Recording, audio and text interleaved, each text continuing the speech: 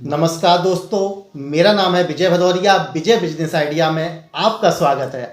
दोस्तों, अगर आप बिजनेस करना चाह रहे हैं, आपने विचार किया है हम बिजनेस करेंगे, लेकिन शुरुआत में आप जीएसटी नहीं लेना चाह रहे हैं, तो किस प्रकार से आप बिजनेस कर सकते हैं बिना जीएसटी लिए? कम से कम कितना आप लेन देन कर सकते हैं, बाहर से माल कैसे मंगा सकते हैं, संपूर्ण जानकारी आज हमारे एडवोकेट साहब जितेन पोरवाल जी आपको जानकारी देंगे कि किस प्रकार से आप बिजनेस की शुरुआत कर सकते हैं और जब बिजनेस आपका चलने लगे उसके बाद आप जीएसटी ले सकते हैं। तो नमस्कार सर जी। सर जी, हमारे दर्शकों को बताइए कि किस प्रकार से बिना जीएसटी लिए बिजनेस की शुरुआत की जा सकती है। गवर्नमेंट ने हर स्टेट में अलग अलग एक लिमिट बना रखी है कि इस लिमिट के अंतर्गत आप जीएसटी के बिना काम कर सकते हैं। अच्छा, जीएसटी के बिना काम मतलब कि अगर किसी के पास जीएसटी नहीं है, माल मंगाना है तो वो क्या करेगा? माल मंगाना है तो वो अपने सेविंग अकाउंट से या अपने व्यक्तिगत एक करेंट अकाउंट से ट्रांजेक्शन कर सकता है। अच्छा, अब उसका लेखा जोखा रखना होगा। लेखा जोखा रखना पड़ेगा। लेखा जोखा इसलिए रखना होगा कि कल और गवर्नमेंट ये कहती है कि आप 40 लाख से ऊपर का काम कर रहे हैं या लिमिट से अधिक काम कर रहे हैं, तो उसे वेरीफाई कराने के लिए। अच्छा अच्छा, तो जैसे विभिन्न स्टेटों में जी सबकी अपनी अपनी एक लिमिट है जी। जैसे मणिपुर, मिजोरम, नागालैंड और त्रिपुरा में 10 लाख की 10 लाख रुपए तक का कार्य कर सकते हैं एक वर्ष में जी। और आपका अरुणाचल प्रदेश, मेघालय, पांडिचेरी, तमिलनाडु, उत्तराखंड और सिक्किम में 20 लाख रुपए तक का कारोबार कर सकते हैं बिना जीएसटी के। All other state, Indian state जी में आप 40 लाख रुपए तक का कार्य कर सकते हैं बिना जीएसटी के। इन सीमाओं से ऊपर जैसे ही आप आएंगे या इन सीमाओं पे आएंगे जैसे 10 लाख, 20 लाख और 40 लाख, आपको जीएसटी नंबर लेना कंपलसरी हो जाएगा। अच्छा सर, किसी को जैसे कि अदर स्टेट से, जैसे मैं यूपी में रहता हूँ और दिल्ली से माल लाना है, तो क्या जरिया होगा? आधार कार्ड? हाँ, आधार कार्ड देके मैं, हाँ, बस वहाँ पर आप अपना नाम लिखाइए, बिलिंग करा लीजिए या पैन कार्ड दे दीजिए, आधार कार्ड दे दीजिए, नहीं भी हो तब भी ना दीजिए। अच्छा, आप अपना बैंक से पेमेंट कर दीजिए। अच्छा, वही एक वेरीफाई है कि आपने उनसे माल खरीदा है और उन्होंने आपको माल बेचा है। यानी बैंक के थ्रू आप ट्रांजैक्शन कर रहे हैं और पैन कार्ड, आधार कार्ड के नंबर से आप माल मंगा सकते हैं कि ये माल आपके पास आ रहा है, तो दोनों चीज़ें मिल जाएंगी और आप बिजनेस की शुरुआत कर सकते हैं। दूसरी चीज ये है कि 50,000 रुपए से अगर ऊपर का या 50,000 रुपए तक का माल ले रहे हैं जी, तो ईबे बिल कंपलसरी है जी। अब ईबे बिल दो तरीके से बनता है, एक तो जीएसटी टू जीएसटी जी सर, और एक जीएसटी टू अनरजिस्टर्ड। जी। अगर आप जीएसटी टू अनरजिस्टर्ड से ई बिल से माल मंगा लें 1 लाख का, 2 लाख का, 3 लाख का जी, और उसका पेमेंट आप बैंक द्वारा कर दें, जी। बस यही एक डिजिटल प्रक्रिया है। यानी कि अगर ईवे बिल भी तैयार करवाना है तो बस अपने खाते से पैसा ट्रांसफर करना है। हाँ, बैंक से अकाउंट से ट्रांजेक्शन करना है या फिर चेक दे दें। चेक दे दें, आरटीजीएस कर दें, आईएमपीएस कर दें, किसी भी तरीके से डिजिटल प्रक्रिया प्रयोग कर सकते हैं और आपका पक्का बिल तैयार हो जाएगा। पक्का बिल। अच्छा सर, एक चीज़ और है, बहुत सारे हमारे व्यूअर ये कहते हैं कि सर मैं जीएसटी तो ले लूंगा, जीएसटी लेने के बाद जो मुझे वहाँ जीएसटी लगी मेरी रिटर्न कैसे मिलेगी? जीएसटी रिटर्न कहीं नहीं होती है जी। जीएसटी रिटर्न का जो जिक्र लोग कर रहे हैं जी सर, कहीं नहीं होता है मेरी भाषा में। जी सर। क्योंकि जब सपोज दैट मैंने 1 लाख रुपए का माल परचेज किया और 1.5 लाख रुपए में सेल किया जी, तो गवर्नमेंट पहले आपसे ये कह रही है 1.5 लाख पे कैलकुलेट कीजिए टैक्स जी, फिर 1 लाख पे आप दे आए हैं, उतना टैक्स आप माइनस कर लीजिए, उसी को हम आप अपनी भाषा में रिटर्न कहते हैं।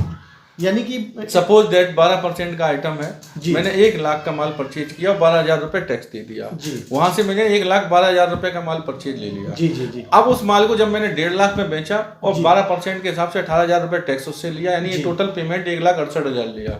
तो गवर्नमेंट ये कह रही है जो 18,000 रुपए आपने टैक्स लिए हैं उसमें से वो 12,000 रुपए जो आप परचेज के टाइम पे दे आए हैं वो माइनस कर लीजिए। ठीक है, तो आपको सिर्फ 6,000 रुपए जो होते हैं वो पेड कर दीजिए। अब सीधा सीधा मेरी भाषा में 50,000 पे सीधा सीधा दे दीजिए 12%, तब भी 6,000 ही होता है। बिल्कुल बिल्कुल। यानी कि नॉर्मल तरीका ये है कि आप जो जीएसटी दे के आ रहे हैं उसको रिटर्न लेने की बात एक तरह से समझ में नहीं आती है। आप खुलेआम 6% यहाँ दे दीजिए और आपका उतना ही बन रहा है, यानी कि जो आपने दिया है वो रिटर्न नहीं होता है, वो उसी में ऐड हो जाता है, अपने कैलकुलेशन में आगे आप ऐड करके हिंदी भाषा में कॉस्ट परचेज पर जितनी भी आप कॉस्ट बढ़ाते हैं भाड़े के नाम पे, मार्जिन के नाम पे, लेबर के नाम पे, उस पर आपको टैक्स देना है। अच्छा, उसी चीज पर आपको टैक्स देना है। अच्छा सर, कुछ प्रोडक्ट ऐसे होते हैं जो ज़्यादा मतलब कि कीमत के होते हैं, कुछ कम कीमत के होते हैं, तो कस्टमर को यहाँ परेशानी आ जाती है कि मतलब जीएसटी कैलकुलेट कैसे करें? तो वो आपको परसेंटेज वाइज कैलकुलेट करनी होगी। अच्छा। अच्छा सर, एक चीज़ और, जैसे कि कुछ प्रोडक्ट ऑनलाइन लोग खरीदते हैं, वहाँ पे जीएसटी नंबर मांगा जाता है, तो क्या वहाँ पे जीएसटी नंबर डालने पे मतलब कि जीएसटी रिटर्न मिलती है? नहीं, जीएसटी रिटर्न नहीं मिलती है। वही चीज़ मैं आपको समझा रहा हूँ। बहुत से लोग ये कहते हैं जीएसटी रिटर्न मिल रही है, जीएसटी रिटर्न कहीं नहीं मिल रही है। वो आपसे जीएसटी नंबर ले रहे हैं, वो यहाँ पर आप आईटीसी क्लेम कर ले रहे हैं, लेकिन जब उस चीज़ को आप यूजलेस हो जाएगी तब उसे आप बेचेंगे ना, तो उस पर जीएसटी भी तो पेड आप ही को करनी है। अगर नहीं बेचनी है तो वो जीएसटी आपको फ़ायदा कर जाएगी। अच्छा अच्छा। तो फिर आपको जीएसटी पेड नहीं करनी है। और ऐसा नहीं है कि उस चीज़ को आप कल बेचें ना। सपोज दैट आपने जैसे कार परचेज की 10 लाख रुपए की, और उस पर 28% के हिसाब से 2,80,000 रुपये टैक्स दिया। विभिन्न वर्षों में जब उसकी कीमत 3 लाख रुपए रह गई, तो 3 लाख पर 28% आपको जीएसटी पेड करना है। अच्छा। हाँ, वो आप 2,80,000 तो ले ही चुके हैं उसका फ़ायदा, लेकिन यहाँ आपको 3 लाख पर 28% देना है। जो डिफरेंस है उसका आपने फ़ायदा ले लिया। ये बात है।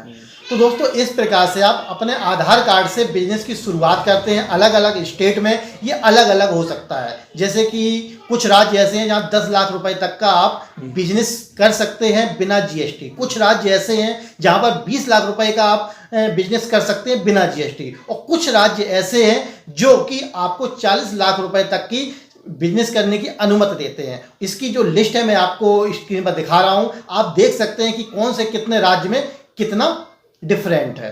तो इस प्रकार से आप बिजनेस की शुरुआत कर सकते हैं बिना जीएसटी और इसका बेनिफिट ले सकते हैं। तो बहुत सारे लोग हैं जो तैयार रहते हैं, बिजनेस करना चाहते हैं, पर शुरुआत में जीएसटी नहीं ले पाते हैं। उनके लिए बहुत बड़ी सहूलियत है कि आप बिजनेस की शुरुआत करें और कुछ समय बाद जब बिजनेस आपका अच्छा चलने लगे तो आप जीएसटी लें और उसके अनुसार बिजनेस करें। अच्छा सर, एक चीज़ और आपसे पूछनी थी। मुझे ये बताइए, बहुत सारे लोग कहते हैं कि हमने माल किसी दुकानदार से या मान के चलो बाहर से मंगाया और किसी कारण बस वो खराब निकल रहा है, जबकि मैंने पक्के बिल पे लिया है, तो क्या उसके रिटर्न पॉलिसी कुछ जीएसटी के अंतर्गत आती है? हाँ बिल्कुल, वापसी कर दीजिए आप माल।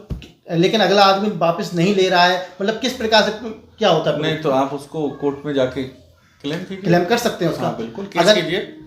केस किया जा सकता है। अगर किसी को जैसे कि कोई हमारी बात उससे हुई है कम कीमत में, उसने मुझे ज़्यादा कीमत लगा के कोई प्रोडक्ट बेच रहा है, बेचा, तो रेट डिफरेंस का वो वाउचर पास करके दे देगा आपको। अच्छा, वो उसका पेमेंट आपको देगा, वो पेमेंट देगा। हाँ। और प्रोडक्ट अगर खराब निकल रहा है तो उसकी रिप्लेसमेंट होगी? बिल्कुल होगी।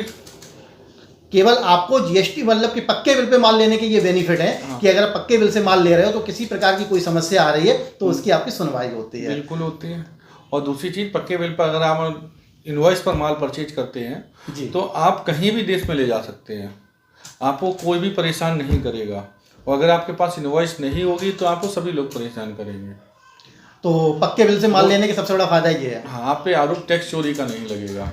अच्छा दोस्तों, ये था आज का वीडियो। आपको कैसा लगा कमेंट करके जरूर बताइए, क्योंकि अगर बिना जीएसटी के अगर आप बिजनेस करना चाहते हैं तो इससे अच्छी आपको सुविधा कहीं नहीं मिलेगी कि आप पहले आधार कार्ड के थ्रू बिजनेस की शुरुआत करें, बाद में जीएसटी लें। और जीएसटी भी अगर आप लेना चाह रहे हैं तो सर का मैंने दूसरे वीडियो में नंबर दिया हुआ है, वहाँ से नंबर लेकर उनसे डायरेक्ट बात कर सकते हैं। कोई भी समस्या है उसके बारे में जानकारी भी ले सकते हैं और इनका जो भी जानकारी होगी आपको सही मिलेगी, क्योंकि मैं भी जीएसटी फाइल सर से ही करवाता हूँ, मुझे आज तक कभी कोई समस्या नहीं आई है। तो दोस्तों, वीडियो देखने के लिए आपका बहुत बहुत धन्यवाद।